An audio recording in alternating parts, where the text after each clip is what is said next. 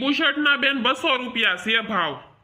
અરે કાકા 200 રૂપિયા થોડા હોય, હું કઈ પેલી વેલી તમારી પાસે લેવા નથી આવી હો. 20 રૂપિયામાં દેવો છે, બોલો તો મારે લેવો છે નકર નથી લેવો. આ લે સુશલી, આ તો મારા કૃષ્ણ ફોન આવે છે.